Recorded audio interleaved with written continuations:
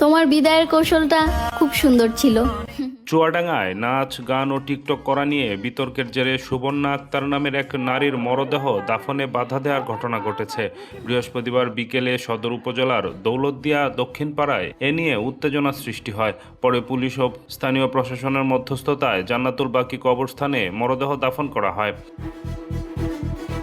পারিবারিক সূত্রে জানা যায়, ওই নারীর চুয়াডাঙ্গা পৌর এলাকায় বিয়ে হয়েছিল। তাদের সংসারে 2 মেয়ে ও 1 ছেলে রয়েছে।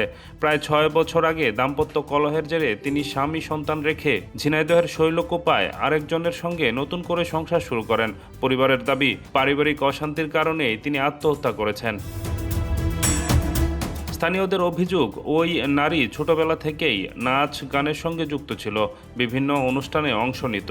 সামাজিক যোগাযোগ মাধ্যমে তার আপত্তিকর নাচ টিকটক নিয়ে অনেকের ক্ষোভ ছিল, তাই এলাকাবাসী এখানে দাফন করতে রাজি হয়নি। সে যেখানে মারা গিয়েছে তার স্বামী সেখানে রাখেনি, তার বাপের বাড়ির সর্দার পাড়ায় সে সেখানে মাটি দেবে না। সে বলতে চাচ্ছে ওখানে মাটি দিলে আমাদের গোষ্ঠীর বদনাম হবে, তাহলে আমাদের দক্ষিণ পাড়ার কি হবে?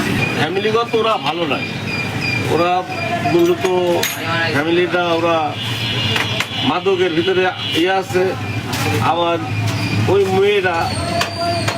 মেয়েটার চরিত্র ভালো নয়।